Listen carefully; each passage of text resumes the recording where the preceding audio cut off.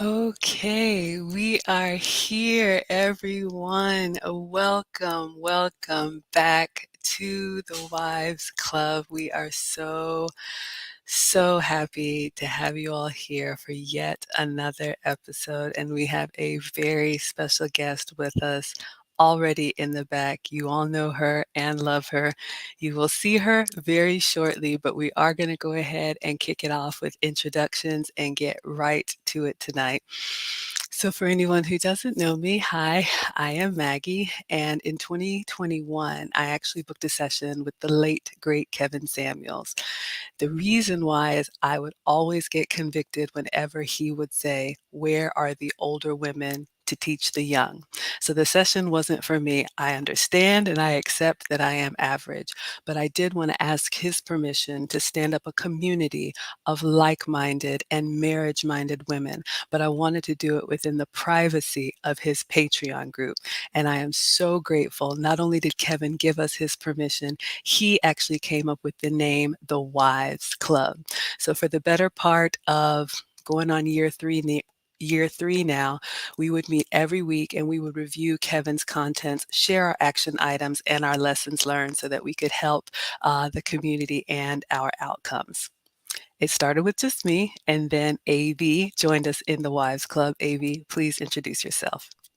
Hi, everybody. Good evening. This is me, AV. I am a future wife. Also, like Maggie, I had the great opportunity of meeting with Kevin Samuels about 3 times before his passing, just to kind of work on things like personal development, business acumen, but most importantly, getting ready to be marriage minded and to prepare for marriage. So I was lucky enough to have that time with him. I always bring my notebook from those sessions to the Wives Club just to share that information with future wives out there and hopefully make a difference and an impact. Absolutely. Thank you so much, AV. And then after AV joined us in the Wives Club, Lisa joined us in the Wives Club. Lisa, please introduce yourself. Good evening, everyone. I am Lisa. I am a current wife of 17 years. My husband and I have a 5-year-old daughter, and my husband's a veteran and what Kevin would consider a Henry. And also, I'm just happy to be back to share the information that I know Kevin was passionate about, and I just kind of burned. I was passionate about it for me as well. So I'm just here to share and keep doing the good work. Thank you. Absolutely. And then after Lisa joined us in the Wives Club, Hermeisha joined us in the Wives Club. Hermeisha, please introduce yourself. Good evening, everyone. My name is Hermeisha, and I am a former wife here in the Wives Club and had an opportunity, like Maggie, like AV, to meet with the late, great Kevin. He was helping me at the time, as you all know, to be a better wife, but he also gave me some image consulting advice as well.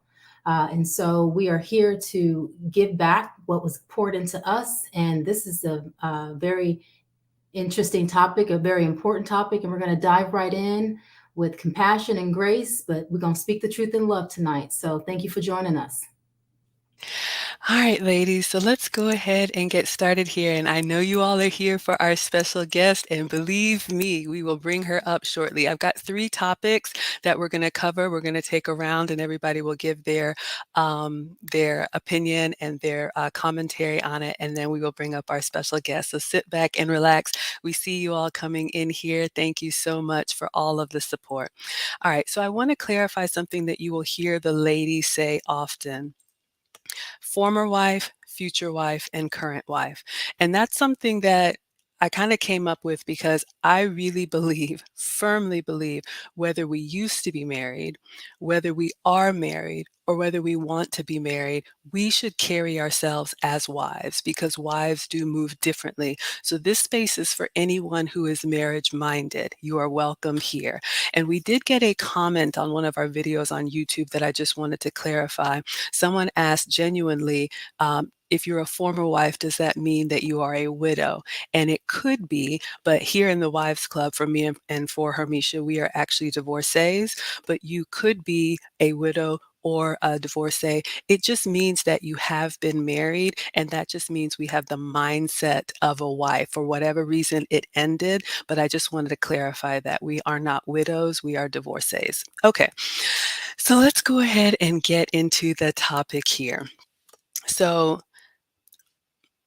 a few weeks ago, there was a very big sporting event that had a very big performance during the event.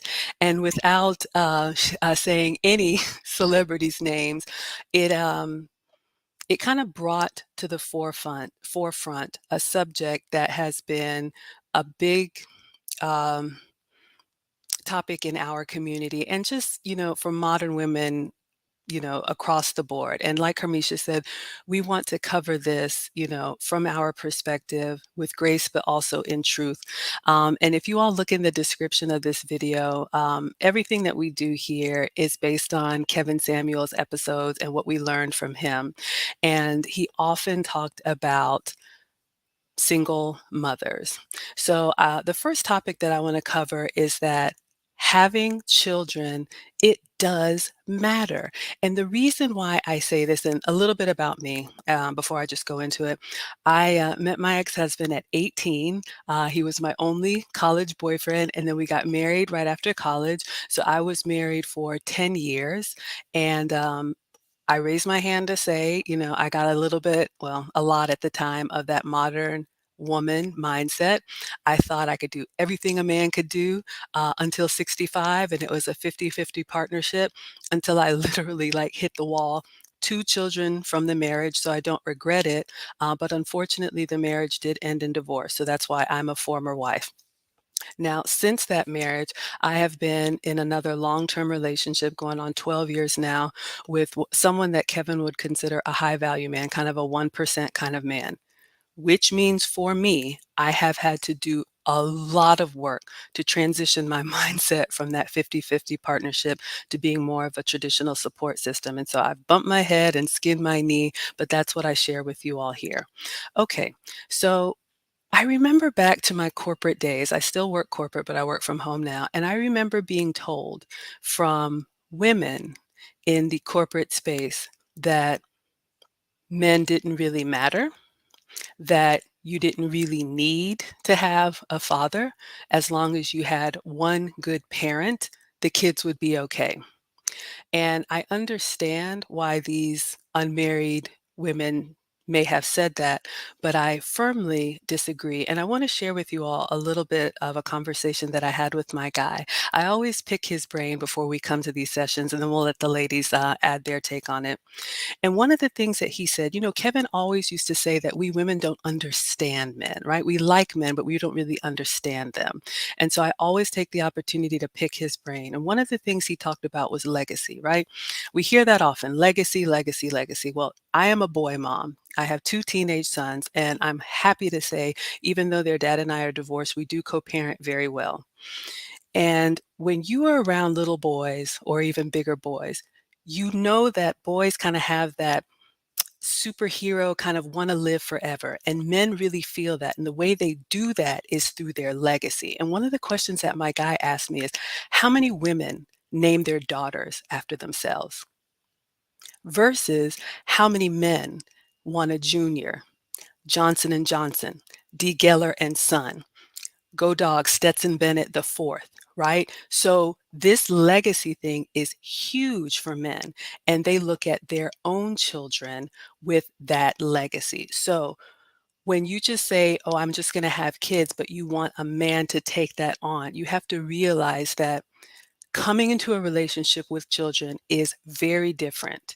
It's not impossible, but it is very different. So I just wanted to share that as the first talking point, that having children does matter. So if there are any younger women out there or women who think, oh, I can just do it on my own, I would highly advise against that, because if you ask the men what they say about it, you might get a very different answer. All right, so I'm going to stop at this point and I'm going to come to you, AV. What are your thoughts on that first topic? Awesome. Thank you, Maggie. And so excited to talk about this, guys, because it is a topic that can be considered taboo in this space, right? So here's the thing, when it comes to single moms, it's such a reflection of who you are. just as far as who you've selected as a mate, who you've selected to mate with, right? I think that is just an underrated thing that a lot of us don't consider, right? As a future wife, if you're thinking about getting married, who you have selected in the past is a big reflection of who you are. A lot of times, let's say you're younger and you have a child young, um, that's going to be a reflection. That choice right there is going to be a huge reflection when you meet people later, right?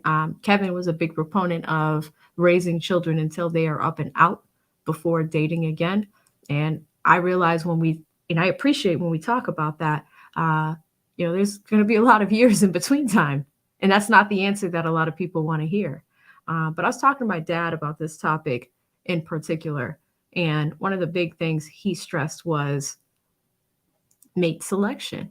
Who are you picking to procreate with? And it sounds bad, but even down to DNA, whose DNA are you bringing into this world, right? Because when we have children, we really want our children to excel. And, Kevin often talked about the black image, whether you're a woman or a man. Um, and mate selection is so underrated and so important because oftentimes we make decisions that may not be the best, right? Or if you do make decisions, co-parenting well and having that setup that is cohesive, that is, um, how do I say this? I always try to be careful, guys, lawyer brain, right? That is also amicable is important too, because there might be some guys out there that are interested, very small, very small group that would be acceptable or accepting of having or dating a woman with children. But even with that, you also want to make sure that your situation is clean, meaning that it is drama free and it is easy for them to be involved. No guy wants to be a stepfather outright. Stepfathers are out like underrated. They do a lot of work for children that are not theirs. And if you ever go out there and do some research to understand how stepfathers feel, sometimes it can be rewarding, but oftentimes, the majority of the times, it's not, right? So you have to really understand what we are asking men to do when we put them in those type of situations. However, circling back to what my dad was saying, we were talking a lot about DNA. We were talking a lot about how important it is to vet these men through your gauntlet, and also how important it is for women to be careful out there, especially as a future wife. I can't tell you how much of an impediment it will be to be out there in the dating market with a child, right? It doesn't mean it's the end of the world, right? But it's not the general preference, right? And that's all we want to talk about today and share some more thoughts on that. So those are my initial thoughts. But thank you so much, Mag. Absolutely. Thank you, AV. And Lisa, I'm going to come to you. What do you have to say about the first topic tonight?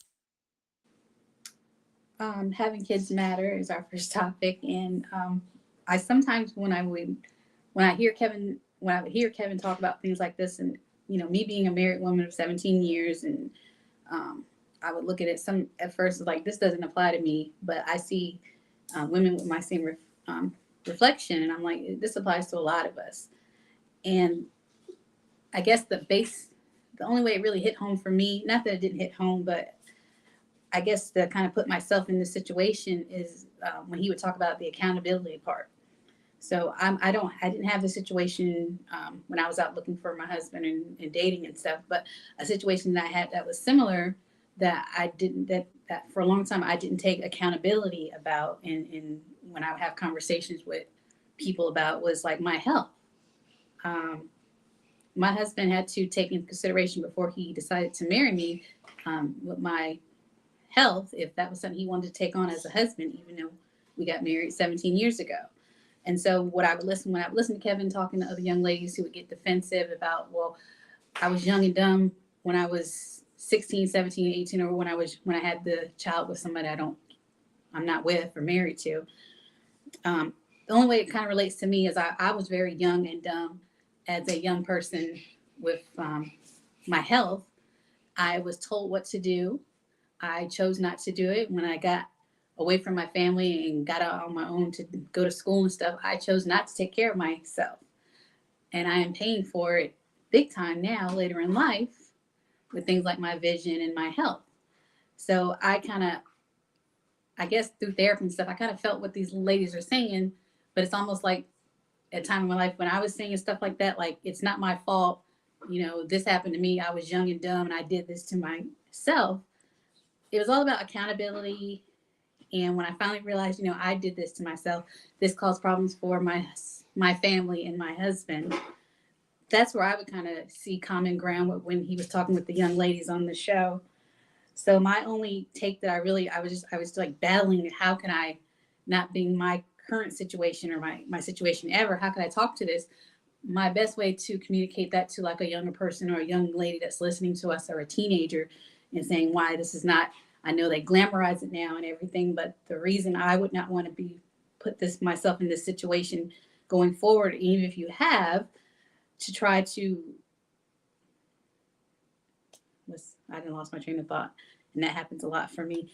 But just trying to relate to what the ladies are upset about, or dealing with this conversation, I would just say the best part I heard from Kevin is just taking the accountability, getting the help and the resources you need to be able to sit down. Because I was in denial a long time about my health, and once I finally got to a point where I was like, you know what, I kind of caused this.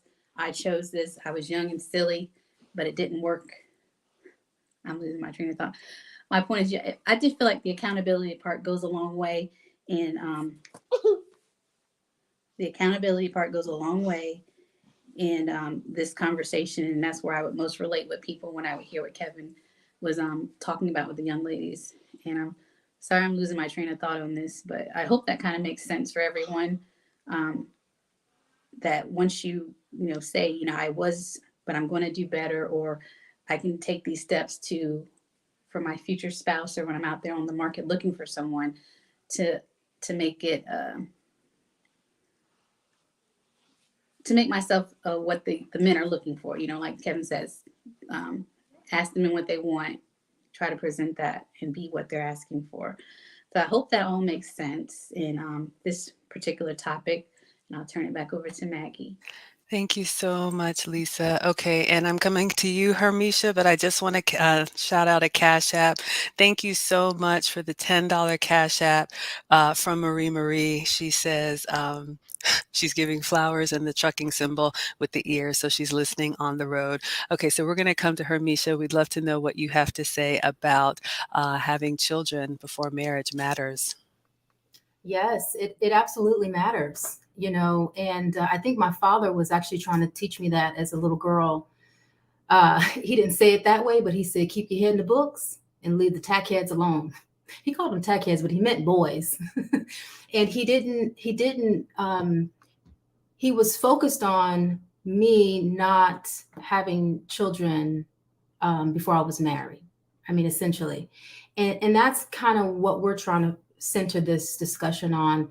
There's many ways that many of us become single mothers, right? At least where I'm going to speak from is the idea that a lot of women are actually choosing to have children outside of marriage. And in doing so, they're choosing to struggle. They're choosing to be single mothers, right?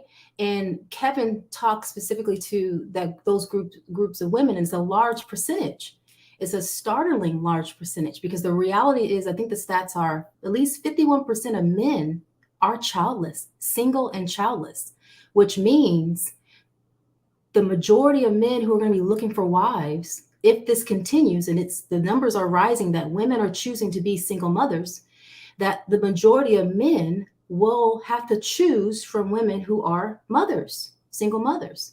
So then it poses the question, if that's true, then how can we as women, especially as Black women, speaking to the Black community, but this is applicable to everyone, how can we encourage and try to spark a different mindset around this to be wife ready? Because our mission here in the Wives Club, we want you to become wife ready, and you want to be able to read the market if you have children, and to be able to compete as a mother on this market. right? And so the reality is, if 51% of men are single and childless, and the majority of the pool is single mothers, then, you know, the women, we have to be able to, you know, be able to recognize what we bring to the table, and you're going to need more assets than liabilities, right? And so that's you know, one thing I'm thinking about in terms of the topic of, do children matter? They absolutely matter, especially if you want to be a wife, especially if you are a wife, if you made a mistake and realize, wow, I was young, I shouldn't have done that, or however way you became a single mother. You know, the angle that I was going to speak on later on is more about how you position yourself in the marketplace. But to the point about, does it matter? It absolutely does matter. I think that the biggest thing I'm seeing and I'm wanting to encourage is our mindset around prioritizing the family unit. It's so important, because when we think about what's happening in the Black community, 80% of children are born out of wedlock. They're born out of unmarried families. And then when we think about Black boys, and we think about the statistics, and we think about how are we setting our children up to succeed in this world, right? They're already at a deficit. So this is why this discussion is so important. We want to prioritize the family unit, because like I always say, that is how we fight. That's how we fight. We already have other things going against us as minorities. We don't need anything extra, right? So, the one thing I want to just inspire and encourage here is a mindset shift. Maybe you are a woman that's listening right now and didn't really care much about marriage, and you just, you know, you were just very unintentional or unconscious and not stewarding your wound. Maybe this is a wake up call to a lot of you women. And Kevin was real about this. He said the women need to be speaking to the women. So that is why we're here. We're not here to beat you down. We're here to address this with grace and truth and compassion, but we're here to take accountability, and we're here to get it right. And so that's what I would say on that. Having children matters. And if you want to be a wife, you gotta recognize that and position yourself, and you gotta compete. And we'll get into some other things about that, but that's all I'm gonna say about that. Oh, thank you so, so much. And yes, our special guest is in the back. We're going to take a couple more and then we will bring her up. So that was the first point. We wanted to dispel, if there are any younger ladies listening, hear us and hear us well. We've been there. We know when you're young and you think you can conquer the world, it's hard to see 40 when you're 20. But believe me, at 47, you can see 60 really easily. And Kevin always used to say, what do you want life to look like when you're 50? What do you want life to look like when you're 60? So we're going to take another lap. And my second point is going to be, not only does having children matter, so we wanted to establish that, okay? Don't let anybody tell you that coming into a relationship with children is going to be just as easy as coming untethered. So we want to dispel that. Number two, the type of father matters. So Hermeisha talked a lot about the nuclear family. We are big proponents of the nuclear family. And I just wanted to share something as a boy mom. We have a 13-year-old and a 15-year-old, one who wants to be an architect and one who wants to be a pilot. And I am telling them now, create your own family. So instead of listening to what we're telling ourselves as women in the echo chamber, it's okay. I would encourage you to talk to men that you know, that you respect, because I want to tell you all that, and anyone who's a mother will know, it is extremely difficult. Do not think that you can do this and raise a child on your own and you don't need a man. I want to give you all an example. Again, even though my ex-husband and I are divorced, he was over here today. It's Friday. The boys are going to be with their dad. He called me. He said, we want to stop by and let the boys get some clothes for after school. Absolutely. So the boys come in, I make them a snack, and I say something, and you all know teenagers, and they just walk on by. And he stood up and he said, you see how your mother's running around to get you something to eat? What did she say? It doesn't matter. Men and women are different. It doesn't matter how much I try. We need our men. Um, when you are raising children, you are going to need a mother and a father. If you have a good support system, that's great. But I don't want to lead anyone astray and think just because you make the income, or just because you have a nanny, or just because you have all of these extracurricular activities, fathers give their children identity. And even though the marriage ended, we're still forever family. The boys will be going this summer out of state to be with their paternal grandfather. He's still papa to them. So when you make a decision, like our special guest talks about, giving your womb up to just anybody and anyone, you are making a lifelong bond. So think about that when you're in the moment. Is this somebody that you want to be connected to for life? Because once you have children, that is it. You are forever family. And it is important to your future husband, the status of your children's father. And lastly, I'll say, we talked about this in the previous episode. As women, one of the main things we need not do in a relationship is bring any chaos to a man's life. So, even if the relationship doesn't work out, I am a single mother. I am in a relationship, and we'll talk about what that means in the final round. But you want to make sure that you have that as rock solid, because nobody is going to clean up the mess that you created. And I raise my hand and say, it falls on me. All right, so let's take another lap around. AV, what do you want to say about fathers? Absolutely. Thank you so much, Maggie. And before I say something, say anything, this channel is really powered by men. There's a lot of men that support us. There's a lot of men that are moderators. That's not by accident. Um, it's by special design. You know, I want to start by shouting out two people that sent to Cash App. Number one is Miss Marie Marie. Thank you very much, Miss Marie Marie. She sends a $10 Cash App, and we know she's a trucker. She's trucking and she's driving. But real quick, um, always, every single time I see this person, uh, I end up speechless. I want to shout out Thane Mithra for sending a $500 Cash App to the women in this group. Thane Mithra, thank you so much. Um, Thane supports me. He supports many others in the space. I want to stop and really acknowledge this, because that's going to show you something. There's so many women out here that are talking about starting different programs under the guise of Kevin Samuels.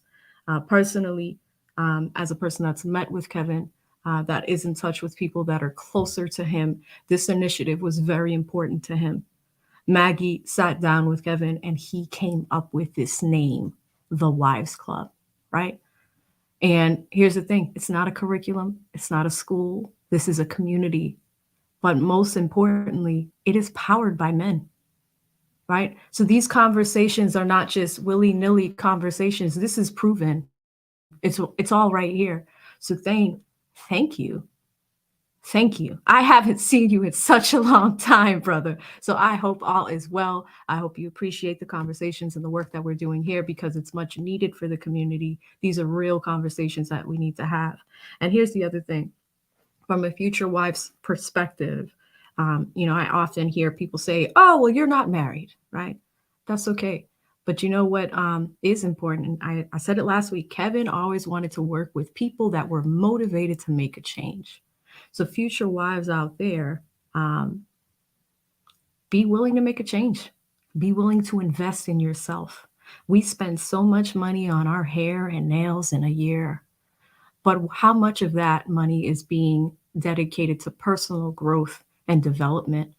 And the advantage that future wives will have that do this work is, if you focus on personal growth and development in order to be ready to be married, huge game changer, huge game changer in the marketplace. That's personally what I do. So when I see things where people are like, "Oh, you're not married," yeah, but I'm investing in the future to be married, right? It's such a great topic of conversation in the dating marketplace as well. You guys know, sitting down with Kevin Samuels is not cheap. $1,000 per hour. I was willing to meet with him as many times as it took to get ready for this, right? And that is a gift to any future prospect of a husband that I will have.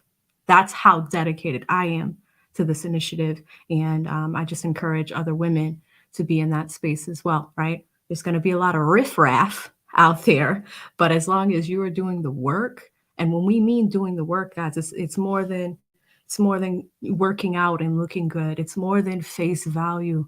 Um, it's really centered on doing the inner work too. Because if we're going to truly be out there to be a man's piece, you need to be willing to invest in doing that, right?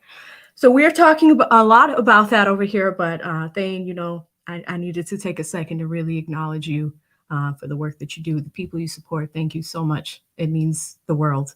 Um, as far as the type of dad, I often lean on my father to come to these conversations for you all.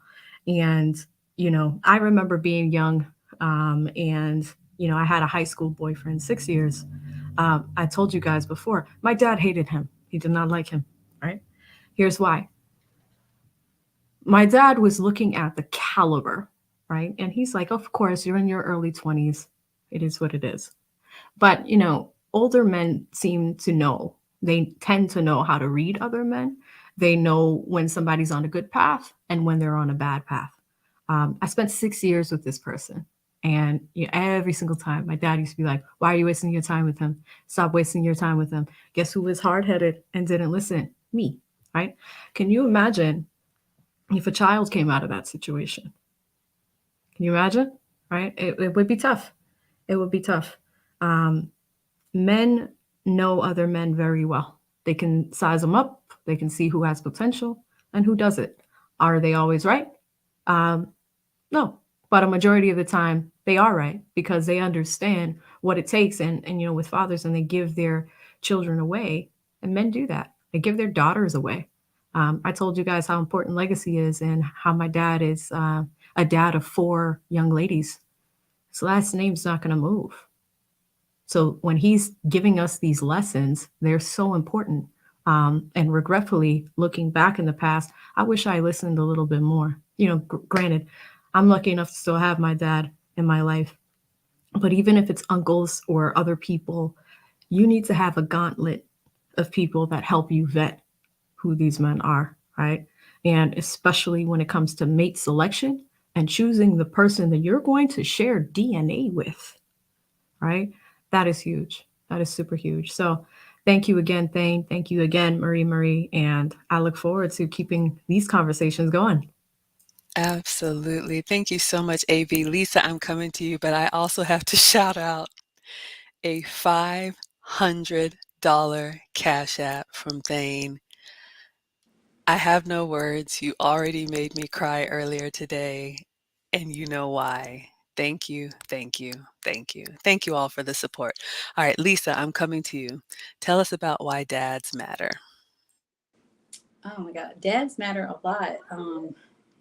I would say in picking out a spouse, my dad was instrumental in picking out my husband and letting me know I had found a good guy. And people tell you, you're going to marry someone like your father, or, you would hear that growing up. Your father kind of imprints on you. And my dad was in the Navy. He started as a sailor and he became an officer and stuff like that. I didn't want to, when I was out dating in the world, I did not want to marry somebody in the military, but my husband was in the military. And I just remember my dad's like, that's a good one right there. And I wanted to break up. I found something out about my husband. And my dad's like, no, that's a good guy right there. And my dad backed him and kept me in the relationship. And it's just little nuggets of things I think that my dad told me growing up. People would say so I did marry a man similar in I guess career or work or whatever that like was like my father. And my dad gave me nuggets like military men are, what did he say? Always are employable or something like that. That's good to know. I remember, and that is very true, especially for my situation. When me and my husband had a hard time, he joined the military and he was still able to go back to the military and do what he needed to do to keep our family going. And it's just things like that. And gosh, my father was very instrumental in picking my husband. And one thing he did tell me too is like, even though they have different career paths in the military, because my dad was more IT and computers, and my husband works on military aircraft, he told me, I do remember when he told me after I got married, he's like, don't compare me to your husband. In as fact, because I've always told people I have a great dad. My dad's the greatest. My husband has a great dad, and his dad raised three men who are all married and have wives and children. And my husband tells me stories about how he grew up as a, in a family full of boys compared to me, three girls and a boy in my family. I'm like, y'all were slaves. Y'all were doing chopping wood and doing all kind of stuff. And his dad raised them to be responsible and strong men and had them doing things. I was like, yeah, I had to wash clothes and clean the kitchen, and my brother did the outside work and stuff. But because we had roles and we were being raised to have roles, and my father made sure we did what we were supposed to do, and his father did the same thing. When he would tell me about it when I was dating, I was like, gosh, y'all are living hard, but there's a reason for that. And I'm my husband and his brothers I see are the proof. And so that's why I say, and my dad says, don't just compare me to the type of dad your husband as type of dad. Some of my dad said like that, and I'm like, yeah, my husband's different. In fact, he's raising a daughter, and he was raised around boys, but he's still a good dad to our daughter. And it's just little nuggets like that. I can't remember the reason, and I just got a lot going on today in my house, and I'm hot as I don't know what, but I'm still happy to be here. And these topics are tough, but I feel like it's important to talk about it. And so if y'all wonder why I got this fan, it's because I'm hot, and I might need to blow away some tears later too. But and I did want to thank someone also. I got a cash app from Randy K. I really do appreciate that, and the other cash apps I've heard about. So thank you so much. And I'm going to turn back over to the ladies or Maggie. So thank you. Thank you so much. All right, Hermeisha, we're coming to you. Tell us why the dad you pick matters. It most definitely matters. Thankfully, even though I'm a former wife, and I had my children within the marriage. I have two girls, and he's an incredible father, an incredible role model to my girls, and that's important. I never expected to be on the other side of this, but here I am. So as I position myself on the market, one thing about me, I wouldn't be looking for a stepfather. My children have a father. It's a big difference, right? And so this is why this discussion is important, because the type of father, the type of when women choose to be single mothers, again, we're talking about people who choose this type of lifestyle. There are women who are intentional and don't prioritize marriage for whatever reason. Unfortunately, the fathers are not always in their lives as well. And so I would just echo that having the father in the child's life matters. And to that point also, the type of father. So I would say this is so important, especially as wives. We're trying to help you become wife ready, right? So really, you're looking for a covering and a man that's going to lead you. You're looking for someone that you can easily submit to. And, you marry, and children, should y'all choose, and if that's something that y'all end up doing, come out of that union, right? So it's more than just selecting a father, obviously, but you're selecting the head. Somebody's going to lead you, and then you have children from there, right? But obviously sometimes things happen, and here we are in the single mother epidemic. So I would just echo that it all matters, but it's the mindset. How are we being trained to prioritize marriage? And if we didn't get it right, then what are we doing now to reposition ourselves to be the best asset that we can be on the marketplace, right? Because the concern that was coming up, and Kevin hit on this, is that there's almost this sense of entitlement that women, because we make up the majority of single mothers, right? And it juxtaposed to men. Again, 51% of men are single and childless. So there's this heart posture with some of the women in the community that it's almost like we expect men to just take on this. No, they don't have to, right? And so for those of us that are single mothers, by wherever means you became one, It's nurturing a heart posture of humility, right? And it's being able to articulate and, as AV said, do the inner work necessary that makes you more of an asset to that man who's choosing, if he chooses to take you on and those children, right? That's a different heart posture. And so that's the part that's really, really something that we want to emphasize as well. I also want to emphasize, you know, in that heart disposition, what's really happening is, that man wants to know he's getting a good deal too, right? When we think about this from a business perspective, right? And so, how can we be more of an asset? Our children, by default, are not an asset; they are a liability. As beautiful and precious as they are, your children is a liability. My two beautiful girls are a liability, and my role, my job as a feminine woman, is to present myself mostly like an 80-20. I need to be more of an 80% asset to 20% liability. That's how I would say, if I'm going to put my business hat on, right? You want to be more of an asset than a liability, as we position ourselves to attract marriage-minded men as well. So I would say on that. Mhm. All right, so we're going to do one final laugh and then we are going to bring up our special guest. I know you all are waiting. So hopefully we are driving the point home, ladies, for anyone who thinks the first point was having children before marriage matters. We're just telling you, do not do it. Do not choose to do it. You're going to make it harder for yourself. And number two, if you do do it, and you have a father that is either chaotic or not present or brings issues, you're making it even harder than hard for yourself. So you have two options. And our third point, or my third point, is if you do have children, and I'm raising my hands here, even as a divorced mom, you either have to wait or you have to work.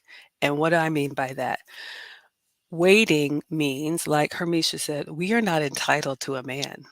We are not entitled to a high value man. Kevin always used to ask women, like, how many chances do you think you're going to get? Okay, so if we didn't keep it together with the man that we made children with, and you are so fortunate, or I am so fortunate to have a man in my life, especially a high value man. We've talked about this. They look at everything, what choices and trade-offs, risks and liabilities. So the decision we made, because there are children involved, is that I'm going to have to wait and raise my children separately. And then when they're up and out, we can have our golden years together. So what does that mean? I don't get everything that I want. I used to think, oh, I was going to have this big, beautiful blended family. I am not. So I am mom when my children are home. Luckily, they're teenagers, but we're going on year 12. So this is something that I have had to do and be grateful that I do have a man in my life who will be there when the children are gone. But I don't get to just, okay, I get rid of one, the next one will be here, and then the next one will be here. It doesn't work like that, ladies. I have a responsibility to the children that are here. And even though I love this man, I can't have more children for him. The children that are already here take priority. So again, another reason why choose wisely or don't do it at all. So that's what I mean. You may have to wait until you finish the job that you started by having children, myself included. Wait or work. And by work, the last thing I'll say is, like Hermeisha said, Kevin always used to talk about those of us who are not at our prime, whether it's age, whether it's appearance, or whether it is having children. There's so many things that kind of lower us because men do rate us. We have to accept and be ready to overperform. So as someone who is average, who does have children, I have to hit it out of the park with my friendliness, my femininity. I'm working on my fitness. I have to be agreeable. I have to make sure that I present myself well. I can have a hard day with the kids. If he says he's, coming over, I have to get myself together, be presentable, have his plate, pack leftovers, and be in a good mood. You're not going to be able to give a man that you want the leftovers of you at the end of the day. So having those children, and especially if you don't have those other things that we talked about, a father that's present, a support system, any of that, all of that work is going to come on you. And you can't ask a man to take less because you are coming to the table with all of this burden. So that was my third point. I would choose to wait and work, or wait or work harder. All right. So, Avi, I'm going to come to you for the final round. Any other thoughts? Yeah, totally. Absolutely agree. Wait or work. In most scenarios, I think waiting is a little bit appropriate because, sometimes we have children that are girls, right? So that's important too. But at the same time, you have to consider the age of the children in which you get back out there and start dating again. But again, the guys are not signing up for this. They a lot of times it's a small percentage of men that are procreating, right? But this triggered a thought, Maggie, when you said something. Kevin used to talk about Order 66 a lot. Do y'all remember that? Execute Order 66. I used to love that. What is Order 66? The way he was analogizing this was, you have Big Mama and some of the matriarchs in your family from the 60s and 70s, especially when men started leaving homes, right? Um, and more women started becoming government benefit dependent. Um, that's what he was referring to as Order 66. Those women started to really push the narrative to a lot of younger women in their families that you can be strong, independent, do everything yourself, don't need no man. And you guys have heard from us, you do need men. You need men. You need men to help raise your children, firstly. And how, one thing I thought that was beautiful that Kevin did is sometimes women would call in and he would encourage them to work things out with the dads of their children, which I thought was beautiful because it's bringing people back together, right? Sometimes you might have a few years apart and you go back to that situation and you have a more lucrative family situation, realizing that that's not always the case and doesn't always work for everyone. Why do I bring up Order 66?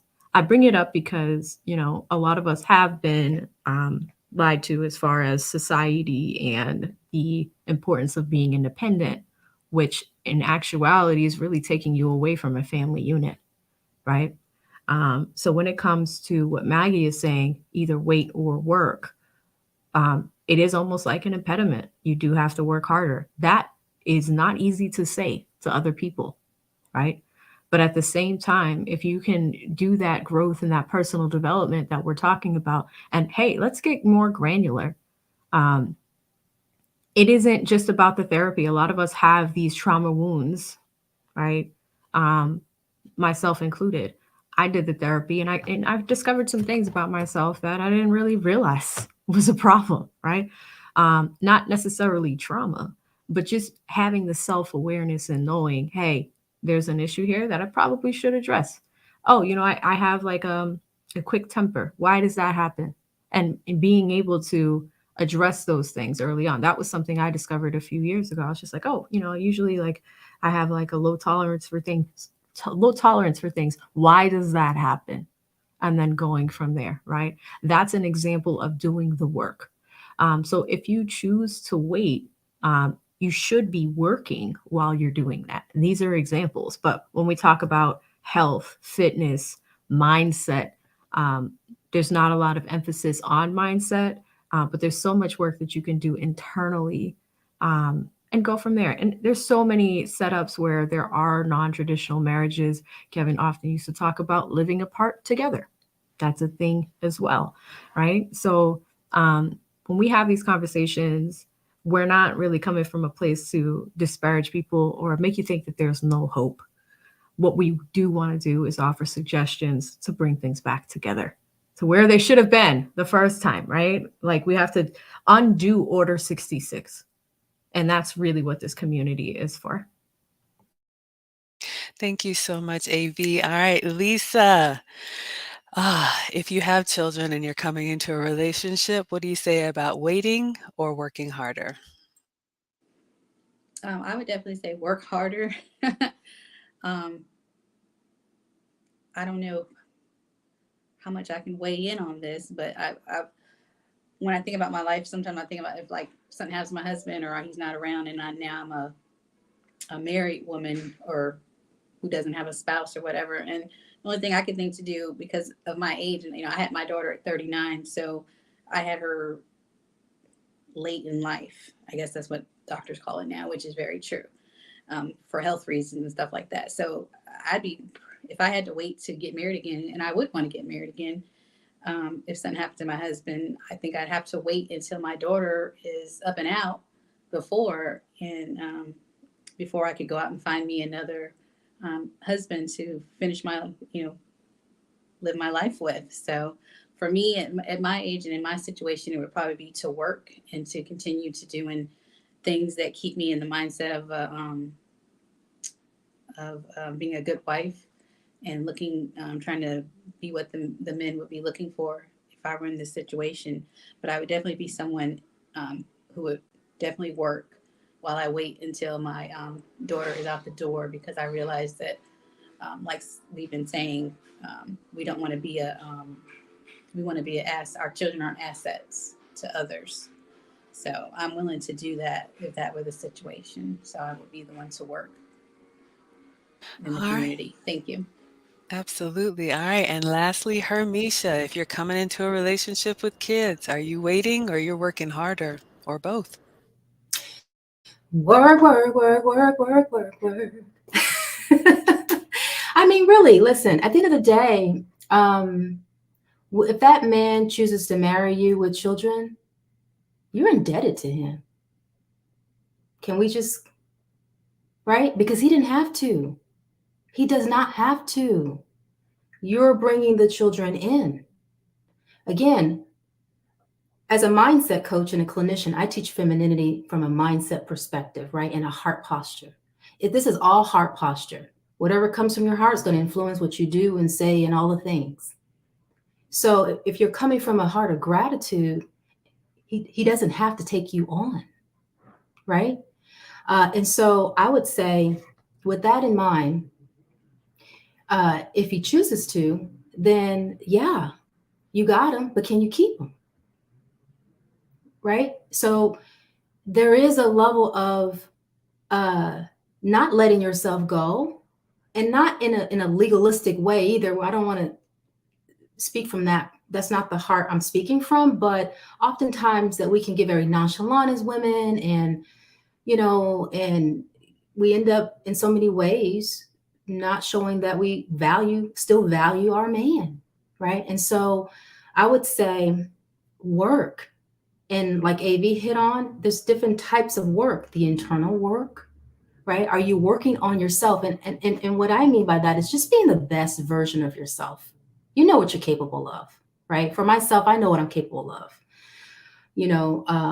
As a former athlete, people are like, you're in great shape, but I know where I could be. I'm not where I really want to be. But, I'm doing that part, and the mindset piece is there. The heart posture is there for me. I just want to be super duper fit, like ripped fit. That's just me. That's just me. Right. So whatever your best, give your best. Keep leaning into your best, whether that's what you're working on externally, what you're working on internally, your managerial skills. Can you manage a home? Again, we're talking about how you can continue to be an asset when you are chosen, but then if you are chosen, you're coming from a place of gratitude, humility, thankfulness, not in a scarcity type of way, but it's a heart posture, right? And so that's what I would say. Work. For me, I would work. I would just continue to be the best version of myself. All right, ladies. Well, you all have waited long enough. I am so thrilled to bring up our special guest. You all know her and you love her. Please welcome none other than Miss Chantel Simone. She's here. Chantel, Hey please everyone. introduce yourself and shout out your channel. First of all, I'm so honored to be here. When Maggie reached out to me, I was like, me? Seriously? So thank you guys so much for the invitation. And funny enough, I was this close to wearing white, but I put on this dress because this is the first it can fit since Thanksgiving. So I was like, I gotta get back in my dress. So I was almost close to being color coordinated with you guys. But I'm Chantel, and I basically use my channel to share my story, my mistakes that I made when I was younger. I'm currently 31, so most will say, a lot of people in the space will say I've hit the wall. So I talk about things that I wish I knew before I hit the wall. I want to say it was AV who said she wished she had listened to her dad when she was younger. I wish I listened to my dad. My dad tried to give me some gems, but I was like, yeah, he's old. He don't know what he's talking about. Let me go through do life how I want to do it. So I basically use my channel to encourage young ladies to listen to the men in their life and try to figure out men's perspective, try to understand their perspective, so they're not out here on the dating market with the struggles that many of us have to figure out at an early age. So that's basically it. Yes. All right, so Chantel, you've heard the question, so we're going to put you on the hot seat. We've got three topics and we would love to get your take on them. So the first one was because a lot of women think, oh, if I have children, it's no big deal. The kids come with me. It's a bundle package. I'm just as valuable as this woman over here who doesn't have children. I would love to know your thoughts on why having children does matter if you believe it does. Yeah, I'm honest. Unfortunately, it's just one of the many lies we were told when we were younger. Like, we live in a matriarch in the Black community, so or moms were given the cookie, or moms were given the badge of honor. So we were told if you were to have kids in the dating market, men are going to want to date you because Derek Jackson told us that if you have kids, that will show that you are responsible because you can take care of your kids because you're already taking care of your kids, so you can take care of men. But it does matter. That's why I say it's important to hear men's perspective, because we sit in this echo chamber of women and no men are saying like, hey, no, actually that's not correct. And thanks to Kevin Samuels and thanks to the exposure of this space, like so many men are saying we don't want to be stepdads, and we want something that's triggering. We want women with fresh wombs, right? We want you to carry our legacy if we're going to marry you. So it really does matter. At the end of the day, it's the men that we want, the men that's marrying us. So it's in our best interest to listen to what the men are saying. If the men are saying it matters, then it matters. It's simple. Okay, perfectly said. Oh, and I love the passion that you bring. Thank you, Chantel. The second thing we talked about is if you do have children, which we all don't recommend, wait for your husband. The type of father that you have does matter. I often hear or see young women say, when Kevin or someone would ask them, where's your child's father? Oh, he's this, oh, he's that. And it was just kind of like he's out of the picture. Help us understand. I know you have a term that you use on your channel that makes me think of pie crust, but why does the mate selection and the dad you choose to mate with matter? It matters. I always think of the kids. I have a background in foster care. I worked in the foster care system for a while. And when you think of the childhood trauma that a lot of these kids will go through if they don't have a reliable parent, that within itself matters. So you want to date someone who will be there for your kid, who won't create these childhood traumas for your kid. And unfortunately, a lot of these women will pick up the dusties, as they will call them, and create fathers, make these men fathers where he wasn't even reliable in the dating phase. Why would you do that to your child? Like, you want a man who will show up for your child, who will be there, who will help guide your child. And if this man is not guiding anybody, he's not even guiding you. He can't even show up in the dating. Why would you do that to a child? And so my heart goes out for the kids. I do this for the kids. When to observe these women choosing themselves and just a good time over the future of their kid, it breaks my heart. All right, so I'm going to ask Chantel our last question. And if you all have any questions in the chat as we wrap this round up, we'd love to come to your questions. I see you all chiming in. I'm going to try and bring some of them on. If you have any questions for any of the wives or for Chantel about the single mother epidemic, we will try our best to answer them from our perspective. Okay, so the last topic we talked about, Chantel, um, I believe if you do come into a relationship with children, which we wouldn't recommend for all the reasons we've already said, you have two options. We're not entitled to a man marrying us. Men decide who gets married. We decide who gets born. So that being said, if a man is willing to be in relationship with you, you may have to take marriage off the table and wait until your kids are up and out because they're not his legacy, they are yours. Or you would have to overperform and bring so much more of an asset to this man that the liability that your kids are doesn't tip the scales. And I'd love to know your thoughts on whether you should wait it out or work harder or both. I think maybe it depends on the guy.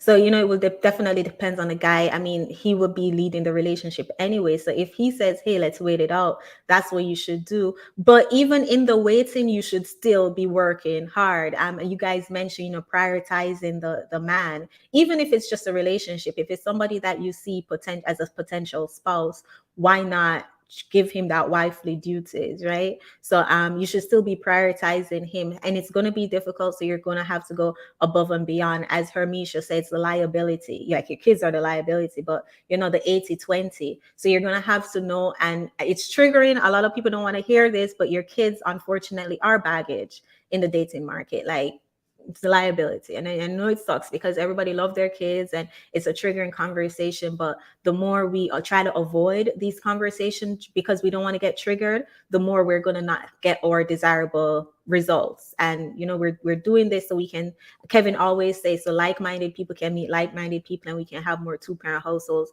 in the Black community. So we need to face reality. So if you do choose to go out in the dating market with kids and you meet a guy and you guys decide to work together, you have to go above and beyond. There's a content creator, Family Values. She entered the dating market. She had 2 kids before she met her husband. Once she met her husband, she knew she had to go above and beyond to prove to this man that if you were to marry me or even just be in a relationship with me, I will still be able to prioritize you over everything else that I have in my life. Now, it doesn't mean neglect your kids. Like, it doesn't mean, just like push them to the side. Now you have a new man, but you're going to have to know how to navigate dating while you have kids and being able to prioritize a man, because no man wants to be the back burner. No man wants to enter a relationship as an afterthought. And unfortunately, myself included, we were told to put everything above men. We were told to put our schools, our education, and even the kids that we have from the Dusties and even the Dusty himself should come before the man that we want to marry us. And we need to change that thinking. We need to reprogram our mindset. And it might take a lot of work, especially if you weren't raised with the mindset that you desire to have. It's going to take a lot of work to reprogram that mindset and know that you're going to have to put your man above everything else, because he's the one who's going to have to take a bullet for you if needs be. Oh my goodness, so well said. All right, I see a few questions coming in, so I'm going to bring the questions up on screen, and we will all take turns giving our best to answer them. We'll go for about 10 more minutes if everybody's okay with that. So I see a question here from the narc perspective that says, why do women have children with men with bad character? Now, this one, thank you so much for your question, narc perspective. All right, so 2 things here that this question reminded me of, and the clip is actually in the description.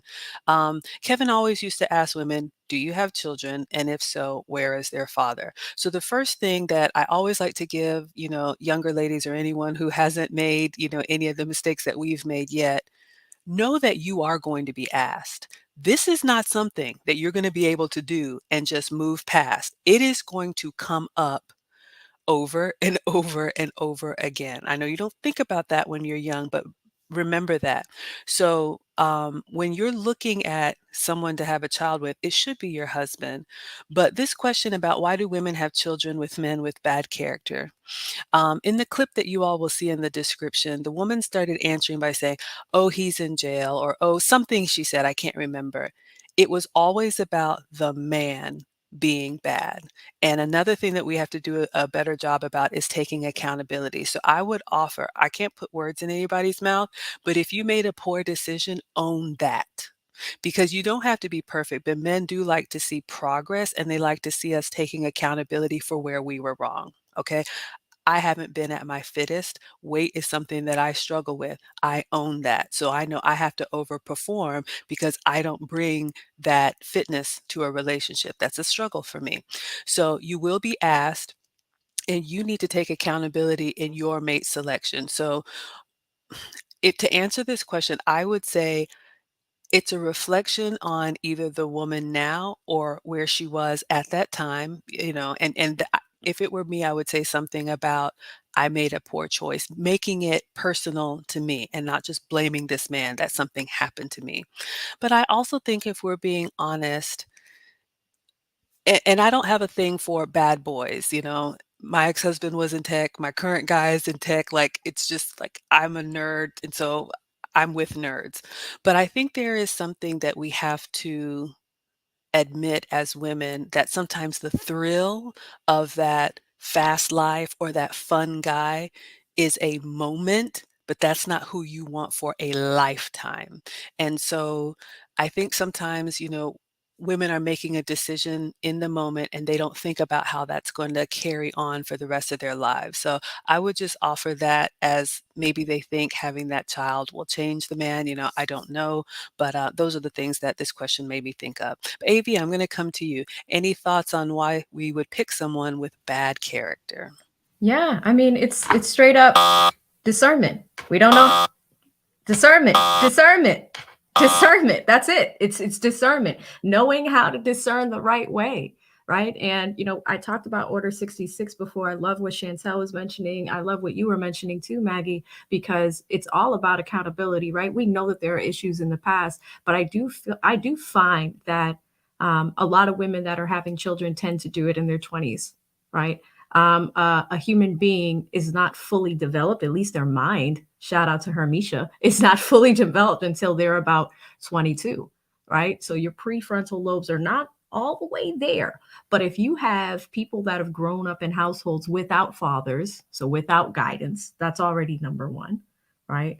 The second thing is really understanding where the discernment is coming from. So then you're forced to almost learn from mothers, right? And sometimes maybe those mothers haven't made the best decisions when it comes to discernment, and the cycle continues. What we're trying to talk about here is breaking the wheel, breaking the cycle in a way where it's just like, I'm finding that people in the younger generation want change. They do want change. They want to see something a little bit different. And that's exciting because it's like, hey, maybe not all hope is lost, right?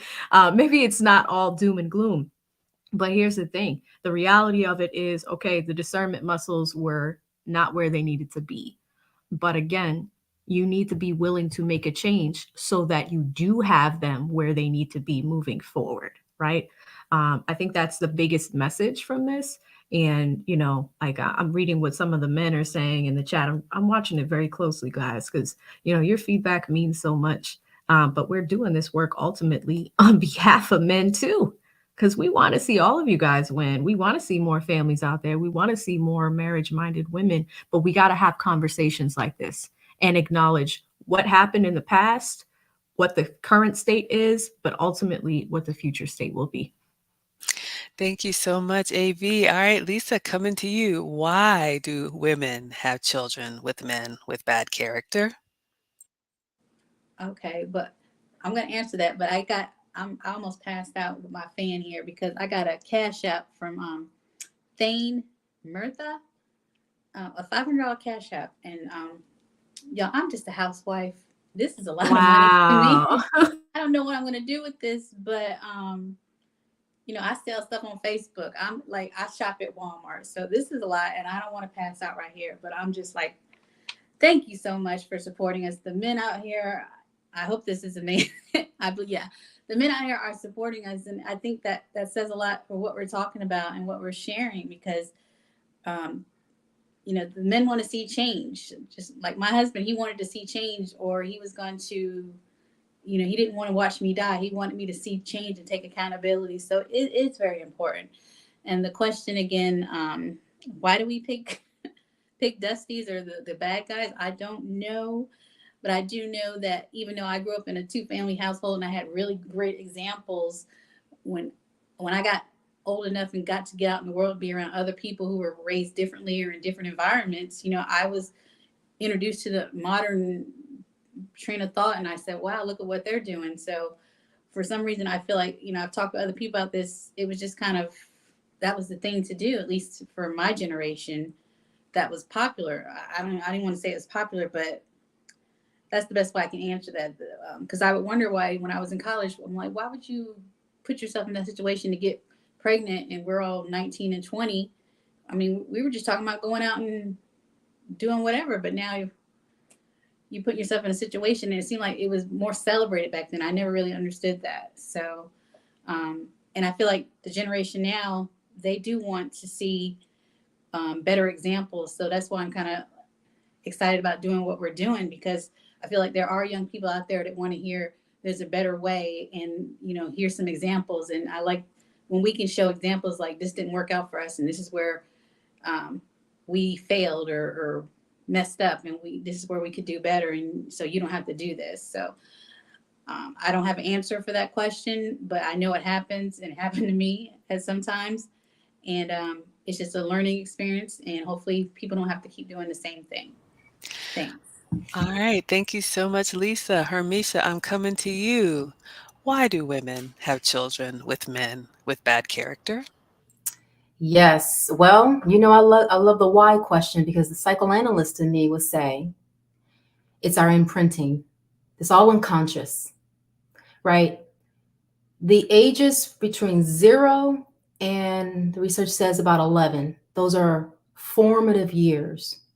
Whatever a child is exposed to during that time, that's rapid brain development. Uh, so when we're looking at a child in a certain environment, watching, right? Listening, hearing, absorbing, right? That's an imprint. That child grows up 13, 14, 20, 21, 25, 35, right? Ends up attracting what's familiar to them. Mom and them did it. I saw daddy do that. I saw mama do that. It's unconscious. It's just in our imprinting. And Kevin would say, you are who you attract. That's what he would say. So it's incumbent upon us. This is where that inner work comes in. How can I become more conscious, right? Because these things are, if Sigmund Freud, think of the iceberg, the top of the iceberg we all see. But the Titanic didn't see the meat and potatoes of the iceberg, hence why it got hit. They didn't see it till they got up close. Only about 5% of our functioning is in our conscious awareness. Some would say 1 to 5%. 95% of our functioning is in the unconscious. We just do things just because, right? So it's so important for us to know our why. And our why is often, we got to look at our upbringing. And this is why doing that inner work therapy, I love what Chantel said about the children in foster care. That's a trauma. The children where the men get introduced to, and these women are, and they leave and they break up, and the kids are the ones that suffer through all of this, right? So I would say the simple answer would be we are drawn to what's familiar to us, whether we are aware of it or not. We have to become aware. We have to do the work to become, what did Kevin say? Self-awareness, right? He's talking about consciousness. We have to do the work to be aware so that we know better and we can do better. So that's what I would say on that. All right, Chantel, I'm coming to you. You see the question. I know you talk a lot about this on your channel, but can you speak to why? Why do women have children with men with bad character? I absolutely love what Hermeisha just said. You do what's familiar to you. But my answer would be the not having to deal with consequences, not having to deal with take accountability. So you just think, oh, this is what I can do, and somebody's going to bail me out. As I said, we live in a matriarch where women can just do anything. And then we can turn around and cry if we're being held accountable, or say, oh my gosh, Black women have it so hard, why are you bashing us? If anybody tries to take us accountable, hold us accountable. So I think it's like we think so short term. It's like, I'm here for a good time, not a long time, so I'll engage in these activities, not realizing that you have to deal with the consequences for a long time. And because a lot of people tend to pretty up single motherhood, and we say, oh, give our baby mamas a badge of honor if you're a baby mama, and let you get a degree as a mom, then like the whole community is like, oh my gosh, she did it. So it's like we tend to praise these dysfunctional behaviors. So tying it to what Hermeisha said, this is what we're used to. If this is what we see in the community, people praising us women who have kids for the men who aren't good leaders, then why would a young girl not continue that pattern. It's That's why I speak a lot about breaking these generational curses. And the only way we can break these generational curses is if we become aware of them and then we do the necessary work. So beautifully said. All right, ladies, there's one last question. We'll take one final round before we close out, if everybody's okay. I saw a question come through from Africa Pop Mommy, Health and Fitness, and you see her picture there. She is a married, expected mom. So, congratulations on your growing family. She's trying to stay fit as she has a new baby. So, her question is near and dear to me. And she's saying, would you advise single mothers to wait until their children are grown before getting into serious relationships or marriage? And I'm going to answer that question as a yes, with a very, very, very small exception. The only exception would be if you had a very young child, and I mean an infant under 2. Why you would be on the market with an infant under 2, but maybe you're a widow and something tragic happened, and you are able to meet a man who's willing to take that on and form that relationship with that child, maybe. But even in that sense, hopefully you are married and you have a really good support system with extended family. But the 99.9 other percent of the time, I think we have to wait, and there's a couple reasons why. Do I wanna wait? Did I wanna wait? Absolutely not. I'm a relationship girl. I wanted the big, beautiful family. I didn't get that. I'm not getting that. I have to finish what I started because it's too risky, and I have boys. And I have an ex-husband who is very involved, an extended family. The best on paper situation that could be, but it's still a bridge too far for a 1% man, and I have to accept that. The other thing is, the children. You already created children. What are they gonna think if you weren't able to keep a relationship together with their dad and they see you happily with somebody else? It could be great, but it could also make them feel like, "Why not my dad? What's wrong with me?" So for me personally, and I like to give you all tangible things that I do, what did Kevin say? Eat the meat and spit out the bones. When my children are with me, I'm 100% mom. When they're at their dad's, then I have my own time. But I do not show public displays of affection in front of my children. I do not talk in a romantic way or show anything like that to them. They have a father and they have a mother. And that's a sacrifice for me because I have to be able to turn on a dime and make sure that I'm, appropriate for both situations. So to answer the question, I would say yes, especially you have children that are I would say elementary school and older, it's just too risky, and especially if you have daughters. One last thing that I'll say, not only the man, but when I asked my guy about this, he said, not only what he thinks, but what did Kevin always used to say about men? Their status in the community matters. And I would not want my man to be thought less of by his peers by selecting me. So keep that in mind. I would say wait when the kids are up and out, then we'll have our time. But that's my answer to the question. AV, I'm coming to you. What would you say to single mothers? Should you wait before getting into a serious relationship or marriage? Yeah, I would answer this question just kind of siding with you, Maggie. It would make sense to wait until your children are older. Just because, like, if a man doesn't have kids, and let's say you have like a 5 year old or a whiny kid that's really attached to you and he wants to take you out on a date, and he's gonna have to deal with that. And that could be annoying sometimes. Or the biggest thing is time. He's going to want your time. He's going to want to be able to call you on a random weekend or weekday and might have like an impromptu idea to go out or do something, right? Um, Moms typically have to make arrangements to make time, right? So you have to think about that type of stuff as well. Does it mean that it's impossible and that you have to wait? No, everyone has the ability to do what they need to do. It's more favorable if you do. Maybe if your child is more closer to the teenage years, that may make sense. But teenage years are also tumultuous for a lot of kids. You have to think about the lifespan of a kid and those stages, right? When they're young, they need you because they have to learn how to walk, to be fed, all of those things. They really, really need you. Then you have, let's say 3 to 10, adolescent development. Huge, huge, huge part of any child's lifespan. That's really where they're going to learn skills. And then from 10 to 18, life skills start to become important, right? So you kids do need you. 10 to 18 is probably more favorable because there's that concept Kevin would talk about where it's living apart together, meaning that you're together with someone, but you do not merge your households, right?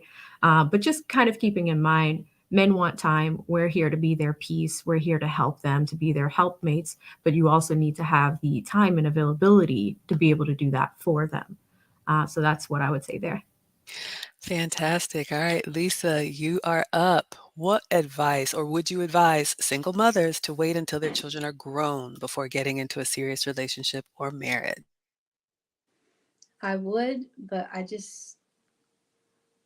would advise them, but I just don't. I think that's such a long time. So, but yeah, I think if they're thinking logically, and that's where a man would come into play, and that's what I'm trying to think about. Like logically, it would make sense if you had like family, grandpa, or your father, brother, someone to help you out until they get to that age. But I just don't know how realistic that is for nowadays, and especially if you didn't grow up with a father or you don't have those kind of people in your life. So, but ultimately, I would say yes. I would wait until my children are not so dependent on me, especially if they're really young. So I hope that helps. All right, thank you so much. Hermeisha, you are up. You see the question. Would you advise single mothers to wait until their children are grown before getting into a serious relationship or marriage? Yeah. Okay, before I answer that, I'd shout a Thane out. Thank you, Thane. Thane is just dropping $500. Just like you get $500, you get five. So I thank you so much for that incredibly generous gift. Okay, so to answer that, I would say personally, I would say it really kind of depends. I would say that um, on the type of single mother. Now, yes, she's a mother, clearly, but I wouldn't completely count her out. I would say it depends. And again, hear me out. I'm very risky. I have two girls. And they are 5 and 9, soon to be 6. One's 9, right? Automatic 20% liability. Let's just put that out there. I'm going to be 40 in like 2 weeks. So I would say, well, if I was to wait, I'm going to be in my 50s. So, but I know the type of woman I am. And I know what I bring to the table, right? To make myself more of an asset in light of the reality. So that's why I would say it also depends, right? Because at the end of the day, you want to be more of an asset to the man in general, and he has to make that choice if it's in his best interest. So that's why I would say it depends on the woman. There's a lot of single mothers out there who don't who are not they don't consider, they don't have the disposition where it's sort of like it's almost like an expectation. I'll say that, right? And when we start to expect things, then we're very lackadaisical in other things. So I would just say it really depends. I recognize the risk, just hearing from men and listening to the men, right? I know how I raise my girls, but when a man comes in, I mean, it is a risky situation. My children don't need a father. They have a father. He's very active in their lives. We do a week on and week off.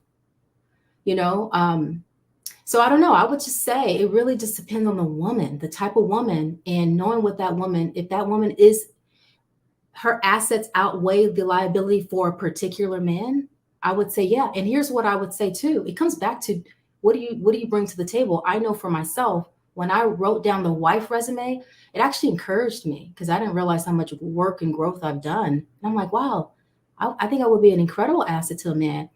And I had some people tell me, these top men, that you will be an incredible asset, even despite having two children. So that's why I would say it really, really depends, but that's not a blanket answer across the board. I would just say that.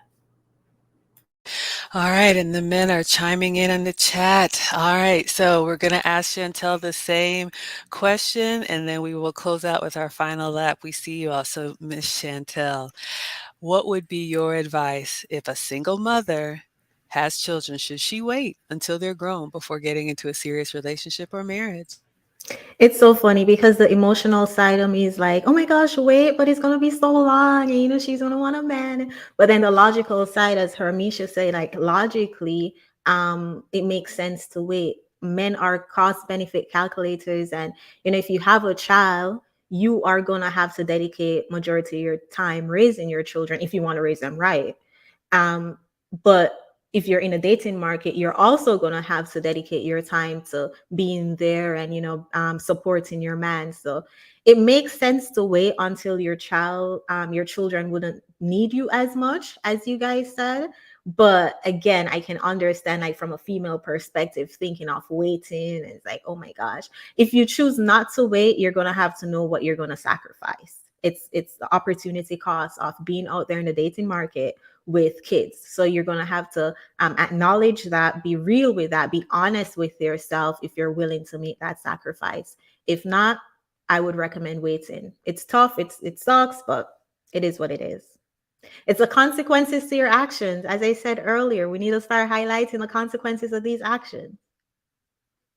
That is so, so true. Okay, ladies. Well, we are going to take one last round in closing out. Thank you all for all of the feedback. And we are looking at the chat and I'm trying to bring them up as we go. But we wanted to touch on the topic of single moms and in our community and the epidemic. It is something that can turn the tides, but not until we listen to the men and us as older women tell you, don't put yourself behind the eight ball. Do not believe that lie that you can do it all and do it all at the same time. Um, Believe me, and I've said this before as we close out, every, I'm 47. At 47, it happened at 40. I was ready to slow it down, set it down, and sail off to the sunset. However, every man that I know that's at my age is starting a business, is doing extra things. They're putting it into high gear and they're going, we are different.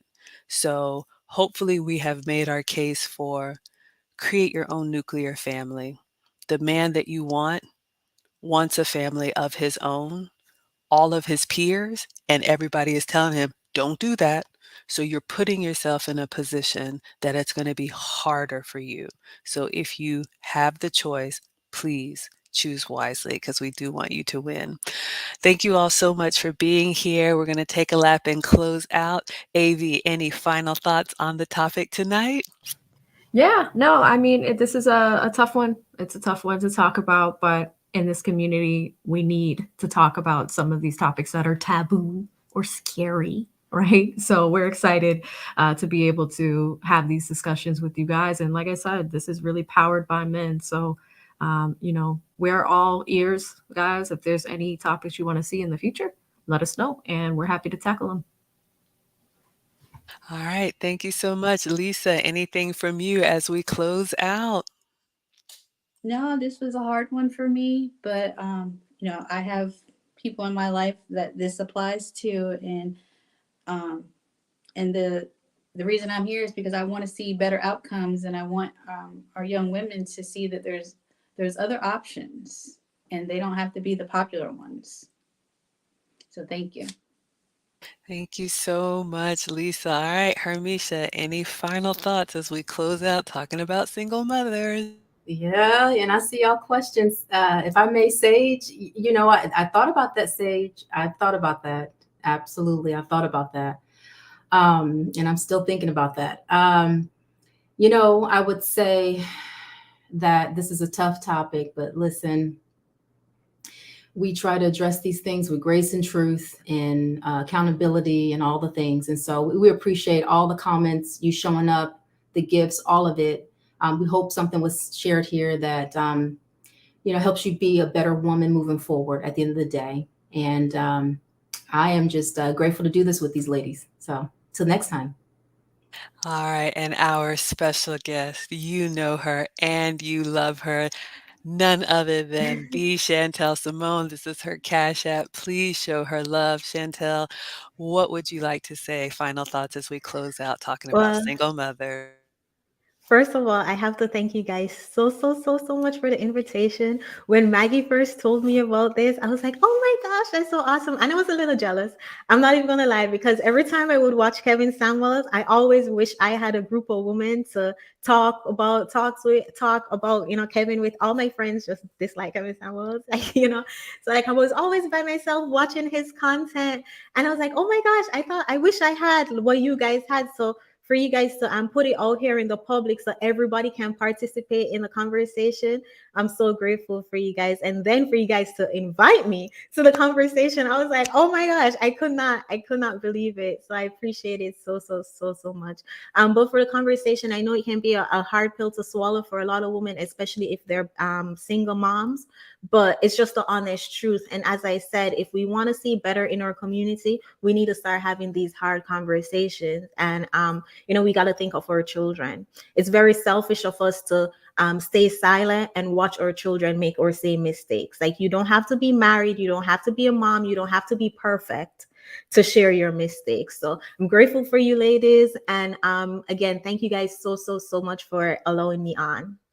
Oh, I cannot thank you enough. And in closing, you are welcome back anytime, Chantel. We are so grateful to have you here. And you all see the tags that we have here: former wife, future wife, and current wife. And I just want to close on that. I saw a comment about, well, so and so is not married.